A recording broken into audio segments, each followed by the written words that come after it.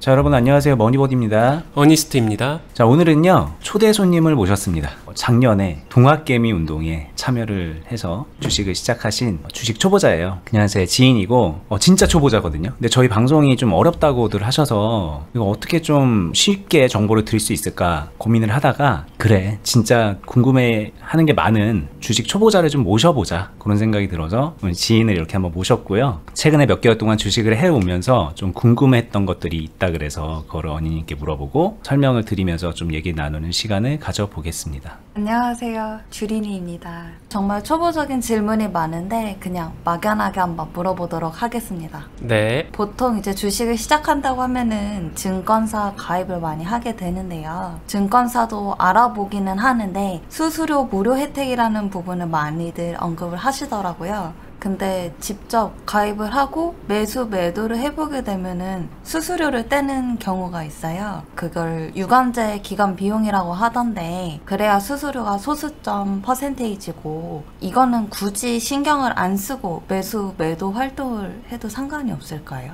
네, 일단 답변을 드리면은 흔히 매매할 때 재세금이라는 게 나오는데, 여기서 중요한 거는 재세금이에요. 즉 아무리 기관에서 그 증권사에서 수수료 무료 이벤트를 한다고 하더라도 세금까지 감면되는 건 아니기 때문에 세금은 어떤 증권사를 쓰더라도 동일하게 나가고요. 거기에 플러스 이제 증권사 거래 수수료가 발생하는데 그 비율이 굉장히 작아요. 즉 미미합니다. 당연히 큰 금액으로 거래를 많이 하게 되면 그게 다만 얼마라도 차이가 날 수 있구나, 그건 맞는 말인데, 근데 저는 기본적으로 매매를 함에 있어서는 인프라나 아니면은 UI나 자신이 매매하기 좀 더 편리한 기능성을 갖춘 증권사 HTS나 MTS를 사용하는 게 더 좋다라고 생각해요. 수수료 차이가 무료냐 아니면 다만 얼마냐, 이 부분이 현재 시대에서는 그렇게 큰 차이는 안 나고요. 다만 피해야 될 것은 수수료가 되게 비싼 곳이 아직도 있긴 하거든요. 그것만 아니면은 웬만한 거는 그냥 온라인에서 매매하는 데는 크게 상관은 없다. 그리고 수수료 무료 이벤트 하는 것도 잘 알아봐야 되는 게 조건부가 많이 명시가 돼요. 약관에 거래 대금이라든가 거래 금액이라든가 뭐 얼마부터 얼마 구간까지는 그 조건이 채워지지 않으면은 건당 얼마 이런 식으로 정액 수수료가 나가는 경우도 존재했었거든요. 지금은 어떤지 모르는데, 그렇게 되면 결국에는 오히려 더 비싸지는 경우도 있으니까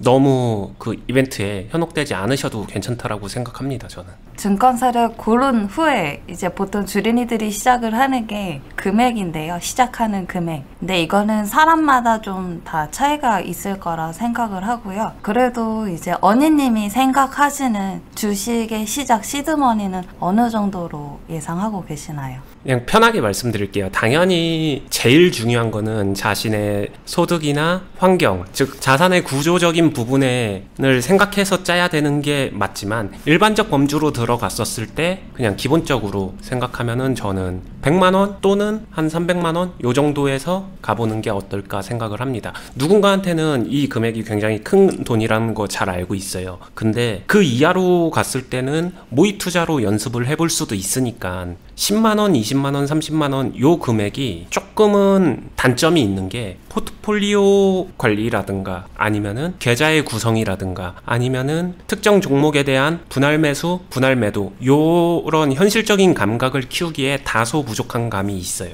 그리고 거기서 나오는 숫자가 자신에게 전혀 임팩트나 감정적 터치가 없을 수 있거든요. 그래서 한다면 종목당 100만원 정도가 돼서 한 종목 몰빵하지 않을 거잖아요. 그럼 몇 종목을 하기 위해서는 그래도 한 300만원, 500만원 정도로 가는 게 실정 감각을 익힐 때는 필요하다라고 생각하고, 그것보다 규모가 더 적어도 상관은 없지만 규모가 더 적으면은 실정 감각이 키워지는데 조금은 쉽게 느껴집니다. 살아가면서 별거 아닌 숫자로 다가오기 때문에 그런 부분이 있죠. 안 그래도 저도 시작할 때는 10만 원부터 했고요.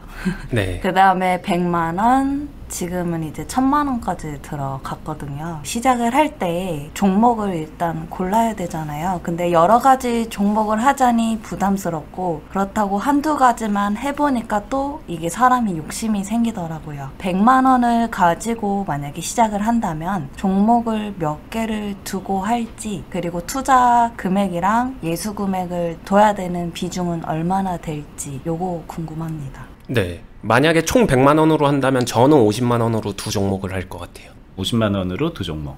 네, 계좌를 꾸린다면 연습을 목적으로. 근데 조금 전에 답변 드린 것처럼 50만 원으로 두 종목을 했었을 때 100만 원 안에서만 해결을 한다라고 하게 되면은 계좌 관리나 이런 부분은 상대적으로 조금 부족하게 연습이 될 수는 있어요. 하지만 매매 자체의 감을 잡고 배워가는 거니까 100만 원으로 시작하는 단계니까 그걸로도 충분히 가능은 하다고 생각은 하고요. 근데 지금 이제 주식한 지 몇 개월 안 됐고요. 1000만 원까지 이제 뭐 어떻게 하다 보니까 얼레설레 올라간 거예요, 보니까. 그죠? 뭐 수익이 막 나거나 막 그러지 않죠, 지금? 네, 좀 그렇습니다. 뭐 물론 수익은 낸 적이 있지만 지금 만약에 뭔가 좀 뭐 조정을 해야 된다면 필요할까요? 금액을 줄이는 게 필요한다던가. 네, 저는 그 부분도 안 그래도 말씀드리고 싶었는데 빨랐어요, 증액이. 그리고 일반 사람들이 굉장히 많이 이렇게 넘어가는 템포거든요. 저는 그 부분이 가장 교정했으면 좋겠다 하는 포인트예요. 다르게 말하면은 시작할 때 조금 부담되더라도 100만 원씩 두 종목, 세 종목 요렇게 시작을 하되 그 시작 금액에서 증액을 최대한 보수적으로 경험을 쌓는 데 더 집중을 했으면 좋겠다라고 생각이 들고요. 보통 100만 원씩 세 종목 하시는 분들은 하다가 좀 되면은 1000만 원까지 쉽게 늘릴 수 있겠지만 그 늘리는 거를 이렇게 한 번에 훅훅 넘어가게 되면은 좋지 않아요. 되게 점진적으로 비례적으로 조금씩 증가시키는 게 자신을 위해서 더 좋습니다. 결국에는 1000만 원이 끝이 아니잖아요. 주식을 통해서 수익을 꾸준하게 내게 되면은 조금씩 더 키워갈 수도 있는 건데 한 번에 너무 급발진하는 건 안 좋다고 생각해요. 아프네요. 그리고 뭐 또 아픈 얘기를 하자면 1000만 원에서 현금이 없죠? 네, 예수금이 없습니다. 아, 계좌 잠식이군요. 아까 전에 그리고 질문하신 것 중에서 계좌에서 예수금 비율을 얼마로 가져가는 게 맞을까요? 이 부분에는 무조건 얼마로 가지고 가야 됩니다라는 정확한 정답이 존재하는 영역이 아니에요. 근데 분명한 건 지금처럼 계좌 잠식을 만들면 안 되겠죠? 그래서 중요한 게 슬롯별로 비중 조절을 하는 거고 슬롯별로 비중 조절을 하다 보면은 그 슬롯 안에서 남는 현금이 항상 존재를 하고 그 남는 현금들이 모여서 계좌 안에서는 예수금으로 항상 방어자금으로 이런 시너지 작용을 하는 거거든요. 이게 유기적으로 연결돼야지 아 나는 1000만 원인데 300만 원 정도는 항상 예수금으로 남겨놓겠어. 이거는 1000만 원으로 700만 원처럼 사용하는 것밖에 안 돼요. 이게 유연하지는 못하다고 생각합니다. 아마 이제 뭐 슬랏 이런 거 뭐 잘 모르실 수도 있어요. 근데 저희 방송을 보긴 봤는데 아무래도 이제 초보니까 취사 선택해서 보느라고 저희가 했던 그런 것들을 잘 모르더라고요. 뭐 슬랏 이런 개념인데 그건 나중에 한번 방송을 보세요. 네. 종목별로 금액을 최대 금액을 정해놓고 거기에 종목별로 현금과 주식 비중을 관리하는 거예요. 총 금액이 아니라 이 부분 이제 보시는 분들도 잘 모르실 수 있으니까 저희 예전의 영상을 뭐 링크를 걸어두겠습니다. 네, 그리고 간단하게 그럼 정리를 해드리면은 보통 많은 사람들이 내가 계좌에 300만 원 있어 라고 하게 되면 300만 원을 통으로 생각하는 건데 그게 아니라 관점을 조금 더 좁게 해서 종목당 100만 원씩 3개 모여서 계좌에는 300만 원이 있다. 한 종목 안에는 100만 원이 맥스다. 이게 종목 1번, 2번, 3번에서 1번 슬롯, 2번 슬롯, 3번 슬롯 그렇게 얘기하는 거예요, 저희는. 네. 그 다음에 이제 질문 드릴 거는 종목을 이제 선택을 해야 되잖아요. 관심 있는 종목을 찾다 보니까 재무제표도 봐야 된다, 차트도 봐야 된다. 이제 주린이 입장에서는 봐야 될 게 참 많더라고요. 그런데 다 보지 않습니다. 그냥 가장 간단하게 볼 수 있었던 게 네이버 구명에 들어가서 이제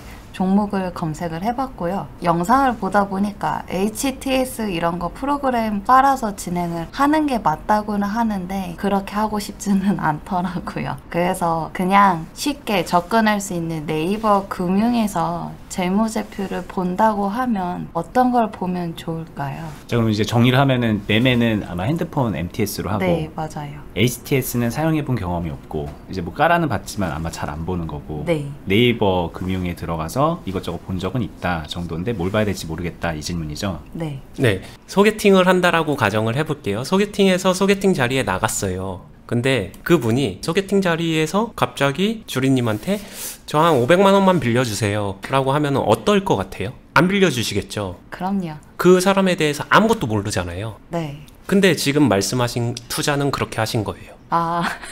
그 종목에 대해서 아무것도 모르는데 일단 돈부터 빌려준 거예요. 첫 만남에. 근데 거기서 어떻게 하면 첫 만남에 돈을 잘 빌려줄 수 있을까요? 라고 묻는다면 그 질문을 주린님이 받는다면 친구가 진짜 진지하게 나 이 남자가 너무 마음에 드는데 너무 잘생겼어. 돈 빌려주고 싶어. 근데 어떻게 빌려주면 잘 빌려주는 걸까? 라고 주린님한테 고민 상담을 해온다면 주린님은 뭐라고 대답하시겠어요? 그 사람에 대한 신용을 먼저 확인을 하라고 할 것 같아요. 그러려면 그 사람에 대해서 알아야 알아야겠죠. 네. 첫 만남에 잘할 수 있는 방법이 있을까요? 없죠. 있으면 참 좋겠지만 존재하지 않는 방법이에요. 그게 근데 실제로 주린이 분들이 주린님처럼 많이들 물어보는 질문입니다. 이 종목을 처음 봤는데 어떻게 하면 잘 빌려줄 수 있을까를 고민해요. 답이 없는 고민을 하는 거죠. 네. 정답이 존재를 할 수가 없어요, 그거는. 그래서 이게 참 원하는 답변이 아니라 우회적인 답변이 될 수 있는데, 그 종목을 그냥 처음 들어가서 네이버 금융 가서 뭘 보면은 잘 볼 수 있을까에 대한 고민이 아니라 그 종목을 있는 그대로 관찰을 좀 해줘야 됩니다. 소개팅 남자가 마음에 들면은 그 남자를 몇 번 더 지켜보고 어떤 사람인지 알아가는 데까지 시간이 필요하듯, 이 종목을 누군가는 해당 종목이 되게 익숙한 종목이겠지만 주린님 같은 경우에는 이 종목을 처음 봤을 수도 있단 말이죠. 그러면 이 종목을 일단 시간을 두고 좀 오랫동안 지켜봤으면 좋겠다. 이게 저의 답변이에요. 자, 그럼 이제 이 네이버 금융을 띄워놨는데 여기서 이제 그 오랫동안 지켜본다면 요걸 기준으로 뭐 어떤 것들을 중점적으로 보면 좋다 이런 게 있을까요? 어차피 소개팅에서 어느 정도 파악할 수 있는 거, 이 사람의 백그라운드, 직업은 뭐고 연봉은 어느 정도며 뭐 이런 것들은 많이 만나야 알 수 있는 게 아니라 대략적인 백그라운드는 지금 본 시점에서도 볼 수 있잖아요. 그게 재무적인 부분이라고 생각을 해요. 재무적인 부분은 어차피 보는 순간 그 자리에서 바로 알 수 있어요. 과거 것도 나오기 때문에 이런 것들은 당연히 봐야겠죠. 지금 보더라도 바로 볼 수 있는 거. 하지만 이 종목이 어떻게 움직이는가는 내가 소개팅한 남자가 어떤 습관을 가지고 있고 어떤 생활 패턴을 갖고 있는지는 좀 봐야 됩니다. 심심하면은 회사 출근 안 하는 사람인지 항상 부지런하게 회사 잘 나가는 사람인지는 조금 시간 텀을 가지고 봐야 되는 부분이 있는데, 그거는 차트예요. 즉 분리를 하면은 차트에 대한 흐름은 오늘 당장 다 보는 게 아니라 시간을 가지고 봐주시는 게 좋고요. 재무적인 부분은 지금 당장 화면 띄워놓고 볼 수 있는 영역이고요. 그 영상 중에 HTS 해가지고 재무제표 주린이들이 꼭 봐야 되는 영상을 보긴 했는데, 거기랑 이제 재무제표 화면은 거의 비슷하더라고요. 네. 제대로 여러 번 보면 네이버 금융에 있는 재무제표 보는 방식이랑은 동일한 건가요? 네, 거의 비슷할 겁니다. 결국에는 HTS나 네이버나 웬만한 포털이나 이런 사이트에서 실적과 관련된 자료 화면은 타 기관의 자료를 연결해서 쓰는 거라서 거의 대동소이하고요. 제가 알기로는 재무제표를 표현하는 방식이 크게 두 가지로 나뉘는 것 같은데 거의 대동소이하다고 생각하셔도 됩니다. 그러면 영상 보면서 PER이랑 PBR, 이제 저는 궁금해서 봤는데 언니님은 이거를 그렇게 크게 중요하지 않게 보시더라고요. 네, 이게 크게 중요하지 않다라고 생각하는 이유는요, 이 숫자가 반영되는데 여기 위에 열을 보게 되시면은 기준치 자체가 분기 실적. 분기 실적이라는 거는 결국에는 3개월이 지나고 나서야 이 숫자가 완성이 됩니다. 기본적으로 재무제표는 숫자의 표기는 과거에 대한 기록이에요. 마치 시험 다 보고 나서 성적표로 수험이 연가를 책정받는 것과 같은 거죠. 근데 투자자의 입장에서 중요한 거는 내가 지금 잘하는 게 더 중요한 거잖아요. 시점이 달라요. 투자자는 지금 잘하는 게 필요한 건데 과거에 잘했었던 숫자가 되게 중요하지는 않는 거죠. 물론 여기서는 과거에 좋았으면은 앞으로도 좋을 거야 이렇게 얘기할 수도 있지만, 그게 100%라면은 당연히 이게 굉장히 좋은 접근 방법이겠지만 100%가 아니거든요. 결국에는 케바케예요. 여기에 의존해서 가는 투자 방식이 썩 좋지만은 않다, 이렇게 말씀드리고 싶은 거죠. 차라리 그래서 있는 그대로의 날자료를 보는 게 더 유연하다, 저는 이렇게 얘기를 하고 있고요. 뭐 많이들 이야기하는 게 PR인데 주가가 얼마나 가격적으로 뭐 많이 반영된 상태냐, 이거를 말해주는 거거든요. 그래서 PR이 높으면은 현재 버는 거 대비 주가 가격이 많이 올라가 있다. 또 PR이 낮으면은 버는 거 대비 현재가의 상태가 적정한 상태다. 뭐 요런 원론적인 의미를 갖고 있지만, 이게 또 다른 게 올라가는 종목이 더 잘 올라가는 상황도 발생하고, 수급의 원리도 이 부분이 반영이 될 수 있고, 그리고 이게 낮다고 해서 그러면 그 종목이 무조건 올라가느냐? 아니에요. 반대로 소외되기도 하기 때문에 이거를 무조건 고평가다 저평가다, 그리고 저평가 받은 종목은 무조건 올라간다, 이렇게 단정지어서 쉽게 접근할 수 있는 부분은 아닌 것 같습니다. 그런 옆에 이제 주린님에게 그냥 솔루션을 준다면 그냥 보지 말라고 하실 건가요? 어쨌든 궁금하다고 했잖아요. PER과 PBR에 대해서 뭐 개념적으로 검색을 해보시게 되면 개념에 대한 개념적 정리는 되게 많이 나와 있기 때문에 당연히 이게 뭘 의미하는지 인지 정도는 하고 있는 거는 필요하다라고 생각을 하고요. 다만 이걸 보면서 보면 절대 안 돼 이런 건 아니기 때문에 봐두는 거는 저는 괜찮다라고 생각을 해요. 하지만 교정드리고 싶은 거는 이걸 보고 이게 내가 돈을 빌려주는 이유, 근거가 되지 않았으면 좋겠어요. 다르게 말하면은 소개팅 한 남자가 이 사람은 대기업에 다니네? 내가 오늘 처음 만났는데 500만원 빌려줘도 되겠지. 이 사람이 대기업에 다녀서 돈을 많이 버는 것과 이 사람이 그 돈을 갚는 것은 다른 개념이라고 말씀드리고 싶은 거예요. 그리고 이제 재무제표도 보면서 또 쉽게 접근할 수 있는 게 이제 기사를 찾아보는 거거든요.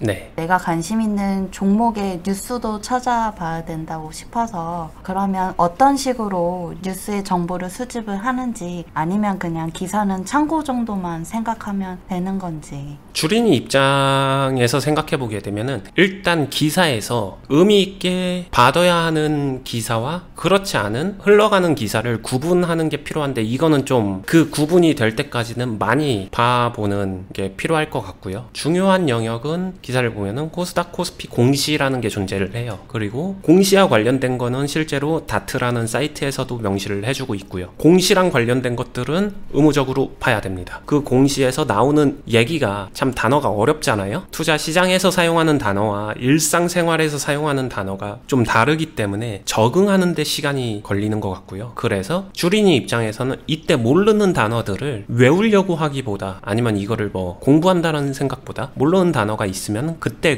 검색하면서 그 용어 개념만 익혀두는 그 정도의 뉴스 접근이면은 괜찮을 것 같아요. 마찬가지로 뉴스를 토대로 내가 이 종목을 사도 돼, 사면 안 돼, 이거를 판단까지만 하지 않으면 괜찮을 것 같습니다. 자, 일단 지금 다트를 처음 들은 것 같아요. 이거는 저희 영상에서도 그렇고 언급이 꽤 됐는데 주린이 분들은 이제 보고 싶은 것만 보게 되기 때문에 계속 흘려들어서 이제 처음 듣는 개념처럼 돼버렸죠. 삼성전자 이렇게 검색을 하시면 보고서, 공시 자료 같은 것들을 볼 수가 있어요. 그래서 이제 중요한 것들, 이제 사업 보고서 같은 걸 이렇게 클릭해서 보시면은 이런 문서들이 나오는데 여기 재무제표 같은 것들 들어가 있고 회사 어떤 일 하는지, 뭐 직원 몇 명인지 뭐 이런 거 다 나오거든요. 샅샅이 보고해주는 그런 자료고, 이런 사업 보고서 말고도 여러 가지 투자자들한테 알려야 될 의무가 있어요. 그럼 알리는 것들을 여기를 통해서 알려주고 있으니까 이 사이트에서 이제 검색해 보시면 되는 거죠. 네, 최근 요즘 시점에서 가장 중요한 거는 감사 보고서를 눌러보면은 감사 의견, 당해, 적정 이런 행동들을 상장한 주식 기업들은 시장에 의무사항이 있어서 그런 것들을 제대로 지켜가고 있는지 아닌지를 참고하는 거고 알려주는 거라 생각하시면 됩니다. 즉 투자자에게 주요한 사항은 전부 다 공시로 나옵니다. 저는 환경 컨센서스 사이트 많이 봤거든요. 뭐 증권사들이 내놓는 이렇게 보고서 형식 이런 걸 많이 봤는데 목표 주가나 뭐 전망에 대한 이야기를 이제 해놓은 내용이 있더라고요. 그러면 거기서는 어떤 걸 좀 주로 보면 되는지. 일단 번외적인 이야기를 드리면은 질문에 한결같이 어떻게 하면 쉽게 매수를 할 수 있을까 요 고민이거든요. 그러니까 한 번 더 오늘 처음 만난 소개팅 분에게 어떻게 하면 쉽게 잘 돈을 빌려줄 수 있을까 요 관점은 조금만 바꿔주시기를 부탁을 드리고요. 이 레프트를 보고서 어떻게 하면은 매수를 잘 할 수 있을까 결론만 말씀드리면 없습니다. 그거. 그럼 이 레프트는 무엇인가? 이 레프트 자체도 여러 가지 이해관계가 얽히고 설켜 있어요. 실제로 이 레프트 자체는 굉장히 공신력이 있지는 않지만 그래도 투자하는 사람들이 쉽게 접근하는 언론사적 파워를 가지고 있거든요. 즉 저기에 쓰는 이야기가 되게 영향력이 좀 있단 말이에요. 그러니까 줬다가 단순 무식하게 비판적으로 안 좋게 쓸 수가 없어요. 대다수는 좋은 이야기가 내포가 되어 있어요. 근데 그게 진짜로 좋은 거냐 아니냐를 생각해 보게 되면은 결국에는 이 또한 케바케이다 인 거고, 여기 목표 주가 33,000원 유지 말 그대로 그냥 목표일 뿐이에요. 현실과는 좀 많이 다르다라고 생각을 합니다. 그리고 가장 중요한 거, 이 증권사에서 생각하는 투자 사이클과 주린이 분이 생각하는 투자 사이클은 완전히 다를 수 있다. 그리고 투자하는 환경도 완전히 다를 수 있다. 즉 이 보고서가 나를 위한 보고서가 되기에는, 이렇게 찰떡처럼 들어맞는 보고서가 되기에는 분명히 한계가 있다. 이렇게 생각해 주시는 게 좋을 것 같습니다. 알겠습니다. 이 레포트 자체를 보는 거는 나쁠 건 없잖아요. 근데 이런 뭐 목표 주가라던가 의견이 들어가 있는 부분만 좀 잘 걸러내면 될까요? 참고 정도 하면은 그거는 뭐 괜찮다라고 생각합니다. 여기서 참고라는 건 그걸 또 빗대서 여기서 적극 매수, 강력 매수 이런 의견 있다고 그래 나는 바로 돈 빌려줘야지 이거는 아니에요. 아까도 말씀드렸지만 오늘 처음 소개팅한 상대방이라고 생각하고 접근하시면은 얘기가 쉽게 풀립니다. 그냥 이 참고라는 거를 뭐 이걸 참고한다 이거보다는 이런 내용 있잖아요. 이런 내용. 이렇게 벌고 있구나, 뭔가 이런 이슈가 있구나, 이런 거 이제 뉴스 보듯이 보는 거 정도면. 네. 뼈를 많이 맞았어. 뼈 교정 좀 잘 되고 있나요? 아, 네, 잘 되고 있습니다. 그러면 이제 차트를 보려고 하니까 어렵더라고요. 빨간색 막대기, 파란색 막대기 보이고 어느 정도 양봉, 음봉에 대해서는 확인은 해봤고요. 차트를 볼 때 이 차트랑 거래량을 어떤 식으로 봐야 되는지. 자, 일단 지금 기본적으로 뭐 양봉, 음봉이 뭐냐, 뭐 최고가, 최저가, 뭐 이런 캔들이 어떻게 만들어지는지 이런 거 정도는 알고 있는데 투자하는데 어떻게 활용해서 보느냐 이거죠. 네. 차트를 볼 때 이런 부분은 뒷부분에 다이나믹한 변화 때문에 이쪽으로 시선이 다 쏠리겠죠. 그래서 이런 부분들보다는 처음에 접근할 때는 그냥 이런 상태의 차분한 모습을 보는 게 좋을 것 같고요. 여기서 봐야 될 거는 이 지금 검정색 선을 그은 게 마치 초등학생이 파도를 도화지에다 그리라고 하게 되면 이렇게 그리듯이 그려지잖아요. 파도 같지 않나요? 아닌가요? 아니요, 파도 같습니다. 이 파도를 차트에서는 파동이라고 해요. 이 파동을 보는 거예요. 편의상 파도라고 할게요. 파도가 좀 더 거세게 크게 출렁출렁 거리는 게 있을 수도 있고 이것처럼 이 정도로 출렁출렁 거리는 게 있을 수도 있겠죠. 이런 파동을 관찰을 하는 거고요. 이 파동의 변화와 함께 거래량 파트의 변화, 이게 어떤 식으로 연결관계가 있는지를 같이 봐주시면 좋고요. 거래량 자체는 단순히 긴 막대기 솟았으니까 좋은 거 아니야? 이게 아니라 이 안에서 상대적으로 어느 정도의 이게 센 바람인가 이렇게 보시면 돼요. 가장 쉽게 비유할 수 있는 거는 바닷가의 파도를 생각해 주시고 파도가 치는데 이 거래량은 바람이에요. 바람이 세게 불어주게 되면 파도 자체가 좀 순간적으로 높아질 수 있겠죠. 이런 바람과 파도의 관계를 생각하면서 봐주면은 좋다라고 생각을 합니다. 주리님은 이거를 어떻게 봐서 내가 돈을 벌 수 있느냐 이 질문이실 것 같은데 아마. 그렇죠. 네. 근데 좀 이해가 되나요? 이거 보면 무슨 도움이 될 것 같아요? 그러면 주린 입장에서는 이런 차트 그림을 또 찾으러 다닐 것 같아요. 거래량이 솟으면서 확 올라갈 네. 만한 그런 게 뭐가 있을지, 네, 네. 그렇게 되고 있는 과정 중에 있는 게 뭐가 있는지, 네. 그거를 열심히 찾을 것 같다. 그게 맞나요? 이 방법이?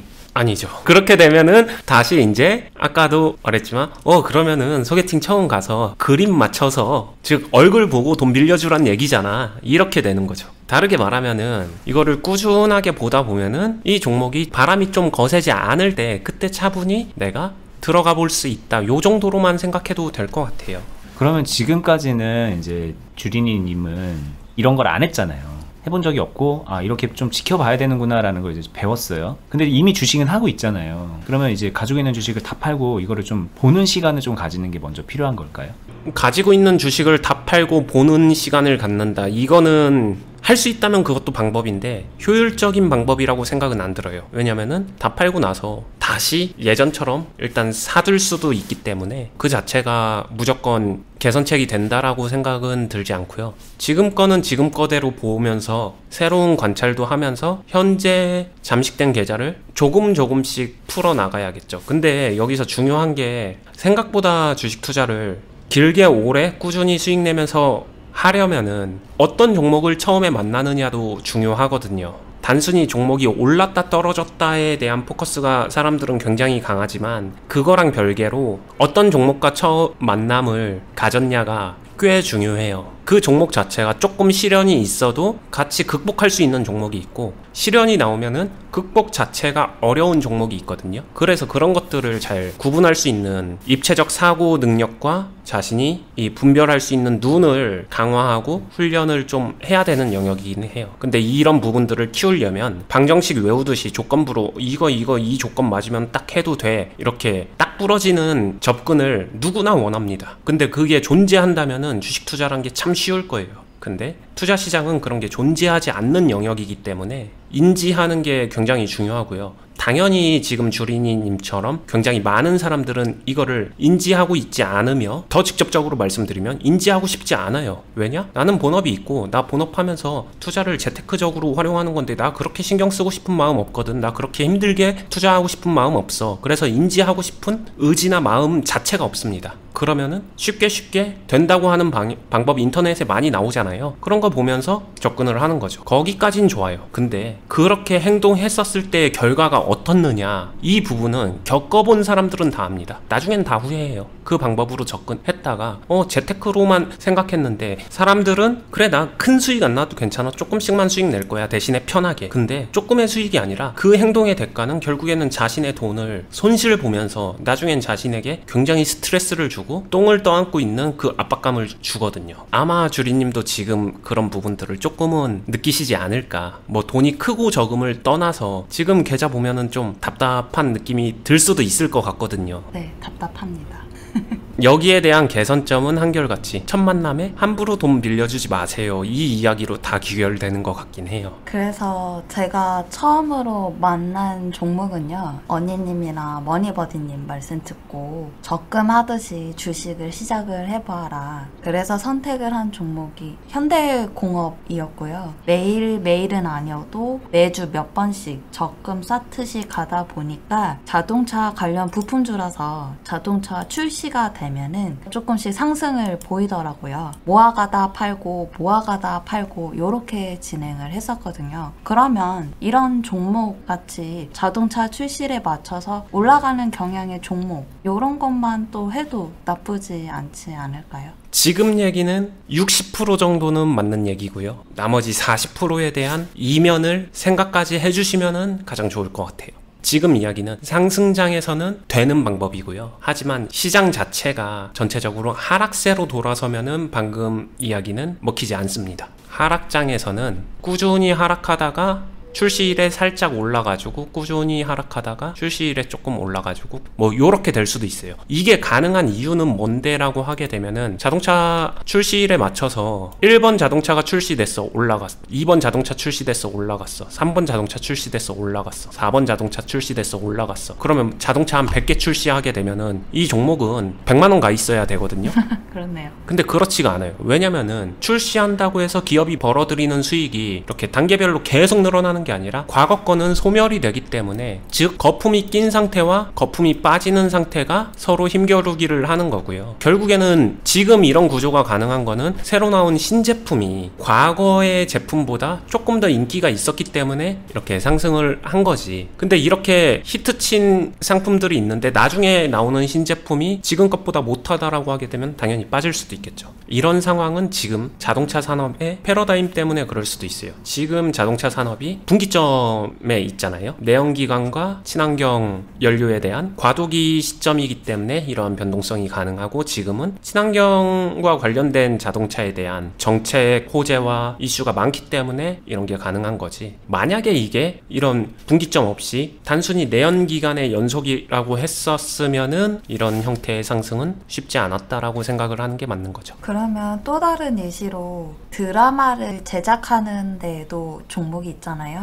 예를 들면 초록뱀 같은 거 있는데, 이런 것도 모아가다 보면은 드라마가 흥행이 잘 될 때는 올라가는 경우가 있잖아요. 그렇죠. 자동차 같은 지금의 패러다임은 없지만, 그럼 이런 거는 상승장이나 하락장이나 굳이 영향을 받지는 않지 않을까요? 그것도 똑같이 거품의 정도일 것 같습니다. 다르게 말하면은 결국에는 방금 말씀하시는 거는 투자자가 주관적으로 언제를 기준으로 보느냐가 중요할 것 같아요. 한번 이때를 기준으로 봐볼게요. 아실 수도 있고 모르실 수도 있는데, 이때는 초록뱀 자체가 BTS랑 관련돼서 굉장히 많이 맞물려 있을 때예요. 그래, 이때야. BTS랑도 연결됐었고 이렇게 해서 한번 도약한 다음에 그 다음에 드라마든 뭐든 제작해서 잘 되면은 여기서 다시 한번 점프해야지. 새로운 것도 출시되면 또 점프해야지. 새로운 거 출시하게 되면 또 점프해야지. 이렇게 단순하게 접근은 힘들다는 거예요. 왜냐면은 그 다음에 출시된 게 지금처럼 BTS를 능가하기는 쉽지 않거든요. 그 말은 다음 게 출시가 된다고 하더라도 얘보다는 낮기 때문에 때문에 떨어진다는 거예요. 즉 상대적 비교가 어느 정도 필요하다라고 말씀드리는 거고,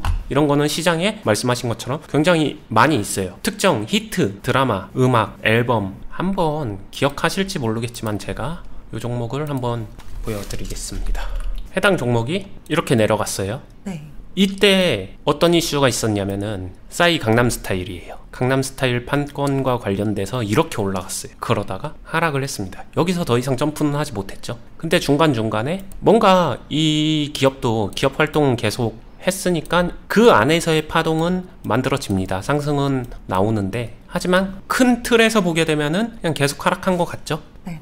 네. 그럼 결국에는 여기서 자신이 언제를 기준점으로 잡느냐, 이게 중요해요. 근데 주린이 분들이 가장 많이 하는 실수가 뭐냐면은 이 종목에 대한 관심 자체를 이렇게 핫할 때만 관심을 가져요. 핫해졌기 때문에 관심이 생기는 거죠. 정확히 말하면 핫하지 않을 때는 이 종목의 존재 자체도 모릅니다. 근데 핫해졌기 때문에 관심을 갖는 거고, 자신이 이 종목을 처음 본 그 순간이 자신의 기준점이에요. 대표적으로 LG화학 같은 거. 제가 LG화학을 대표적인 예로 드는 이유가 뭐냐면은, LG화학 저도 이렇게 교육하고 훈련시키고 코칭하면서 이 일을 굉장히 오래 했지만 그 전에는 질문조차 안 나오는 종목이었는데, 최근에 배터리 관련해서 모든 산업과 패러다임이 변화하면서 핫함의 최정점에 서 있었잖아요. 게다가 우량주 얼마나 좋아요. 그러니까 자신이 처음 본 그 시점이 기준점이 돼서 앞으로 산업 전망이 좋은데 지금부터 모아가면 좋지 않을까요? 이게 모두의 만장일치 의견이에요. 이런 접근이 가장 핫해졌을 때 관심을 갖는다는 게 엇박자의 접근인 거죠. 그러면 상승장과 하락장이 어쨌든 주식에서 왔다 갔다 할 텐데, 네. 빌드업을 해야 되는 종목을 어떻게 찾아야 하고 어떻게 관리를 해야 될까요? 빌드업의 종목을 찾는 방법은 예전에 저희 영상에서 열매님 코칭 영상이 있는데, 거기서 단순히 방법론적인 부분은 그런 것들을 많이 설명을 했기 때문에 그 영상 한번 참고해봐 주시면 좋을 것 같고요. 하지만 그 방법론적인 거 외적으로 어떻게 접근해야 되는가는, 빌드업은 결국에는 균형이 굉장히 중요한 매매거든요. 즉 내 계좌에서 어떤 종목이 빌드업이 됐었을 때 내 계좌에 최적화 균형을 맞춰줄 수 있을까, 최고는 아니더라도 굉장히 필요한 균형을 맞춰줄 수 있을까, 이런 입체적인 부분을 이해하고 그 부분을 채워넣기 위해 종목 선정을 해야 돼서, 사실 이 부분은 빌드업이 방법적으로는 굉장히 쉬운 방법처럼 보이지만 빌드업의 완전한 힘을 다 사용하기 위해서는 꽤 많은 경험치와 꽤 많은 훈련치가 필요하다라고 생각은 들어요. 근데 빌드업을 접근하고 습관을 들이기 위한, 빌드업을 익혀가기 위한 방법은 말씀드린 영상을 꼭 한번 봐보시면 쉽게 따라는 할 수 있어요. 꼭 보겠습니다. 아무래도 주린이들이 종목을 알게 될 때는 핫한 이슈가 있을 때 그 종목을 접하게 되는데요. 아침에 종목에 들어가다 보면 연속적으로 상을 치는 경우가 있거든요. 그런 거를 들어가는 게 당연히 위험하다고는 생각은 하는데, 아침에 딱 시작할 때 들어가는 거에 대해서는 어떻게 생각하세요? 성급한 일반화의 오류라고 생각합니다. 특히 주린이 분들은 2020년 화랑장, 그리고 비정상적인 화랑장만을 자신의 자신의 전부거든요. 지금 그리고 질문하실 때도 상 갔었던 게 연상을 가는 경우가 많이 있어서 이런 거 잘 들어가면은 수익을 낼 수 있을 텐데 라고 어느 정도는 방향을 정하고서 생각을 하시는 것 같아요. 근데 그 부분이 시장에서는 흔하진 않거든요. 다르게 말하면 일반적인 시장에서는 연상 가는 종목 나오기 생각보다 힘듭니다. 즉 전체 평균 시장을 놓고 얘기할 때 연상 가는 거를 노리고 들어갔었을 때 진짜로 연상이 나오는 경우랑 나오지 않는 경우를 나눠서 확률적으로 접근해보게 되면 나오지 않는 경우가 더 많아요. 즉 실패의 확률이 더 높습니다. 그거를 그러면은 꾸준하게 100번, 1000번, 10,000번을 한다라고 했었을 때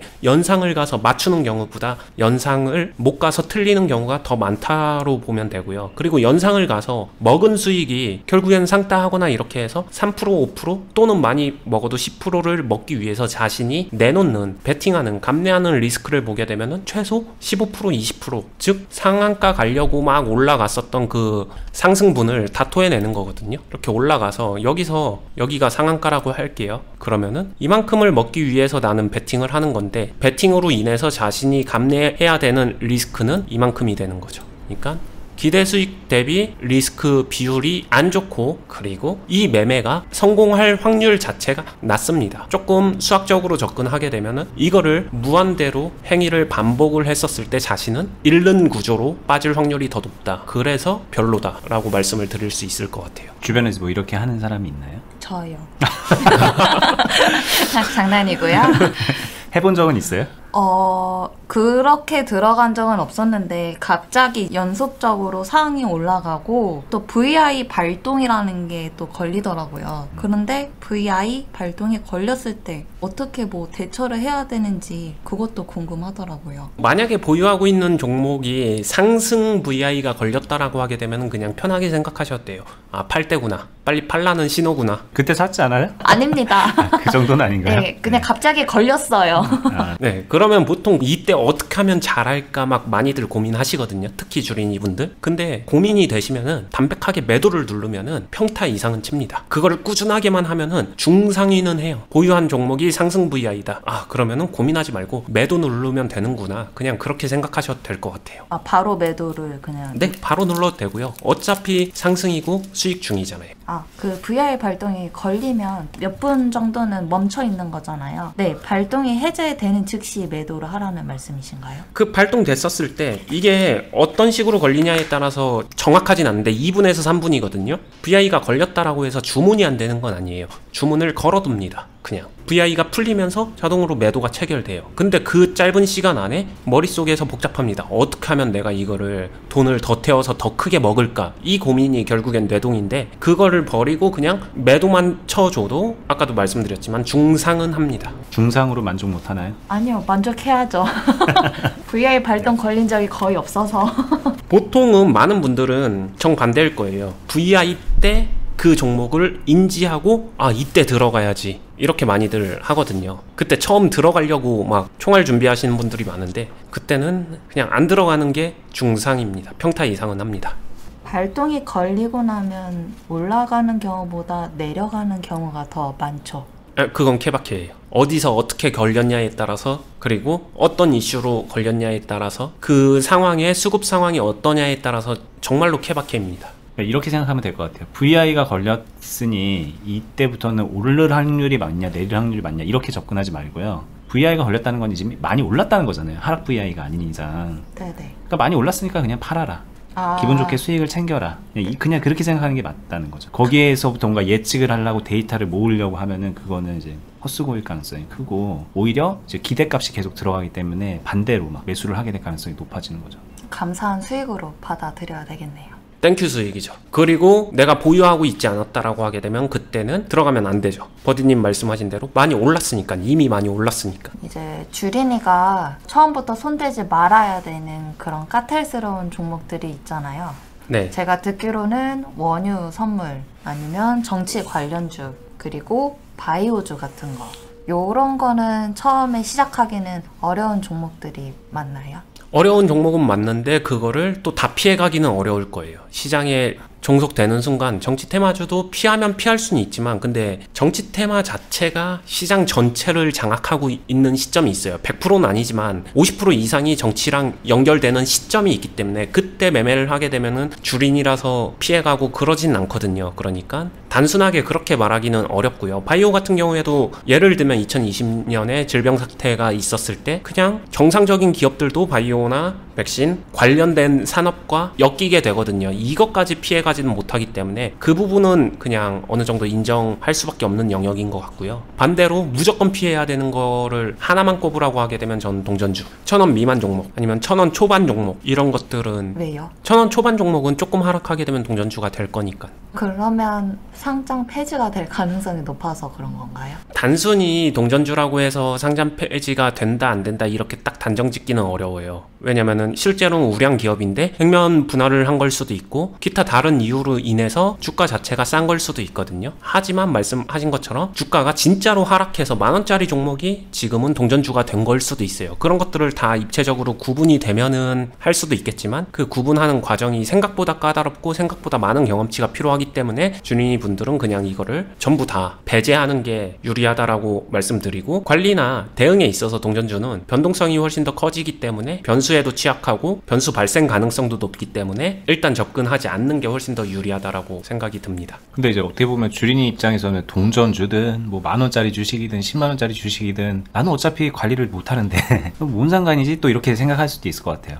관리가 뭐 어렵다, 변동성이 크다 하는데 이제 뭐 그게 나랑 무슨 상관이야? 이렇게 생각이 또 들 수 있을 것 같아서. 네. 근데 여기서 지금 관리를 못한다고 해서 1년 뒤에도 관리를 못하고 10년 뒤에도 관리를 못한다와 1년 뒤에는 나아지고 3년 뒤에는 더 나아지고 10년 뒤에는 잘하게 되는 이거랑은 느낌이 다르잖아요. 좀 멀리 보고 가면 굳이 그렇게 리스크 있는 선택을 할 필요는 없다. 그렇게 받아들이면 될 것 같네요. 그러면 멀리 보고 가는 경우에 시작을 하는 주린이들도 있을 것 같은데 좀 안전성을 추구를 하다 보면 또 우량주를 보게 되거든요. 네. 뭐 삼성전자라든지 카카오라든지. 그러면 정확하게 일단 우량주라고 불리는 이유랑 그리고 만약에 우량주로 주식을 한다고 하면은 어느 정도로 기간을 두고 가면 좋을지.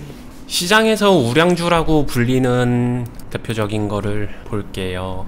카카오도 뭐 대표적인 우량주고 삼성전자 말씀하신 것들 많이 있는데 제가 예전에 방송에서도 이야기를 많이 했었는데 주린이 분들은 딱 처음에 계좌를 트고 그냥 어떻게 하지 하면서 매매 연습을 하다가 전부 다 그런 건 아니지만 큰 틀에서 두 갈래의 문에 서요. 급등 단타 또는 우량주 이렇게 두 가지 갈래길로 가장 많이들 들어가거든요. 그렇지 않은 분들도 있는데 많은 사람들은 급등주 단타 즉 내동 쪽으로 가든가 아니면 우량주 쪽으로 양갈래길로 가는데 이 양갈래의 문 자체가 둘 다 어려운 영역이에요. 우량주 투자가 사람들은 기업도 안정적이고 해두면 망하지 않고 좋은 거 아니야? 이론적으로 보면은 되게 맞는 것 같은데 내가 행위하고 있는 행동은 투자잖아요. 회계적으로 접근하는 게 아니라 투자적으로 볼 때 우량주는 어려운 부분이 존재해요. 우량주라고 하면 기본적으로 재무가 굉장히 튼튼한 회사를 말합니다. 때문에 회사 자체는 망하지는 않을 거예요. 그건 맞습니다. 하지만 반대로 말하면은 10년 좀비가 될 수 있어요. 10년 동안 이 종목이 올라갈 기미가 없이 10년간 하락하거나 정체될 수도 있어요. 그리고 아까 말했었던 주린이가 우량주를 하기 어려운 가장 큰 이유는 뭔데라고 하게 되면 그 기준점이 자신의 주관적 기준점이기 때문이에요. 예를 들면 카카오. 지금 많은 분들이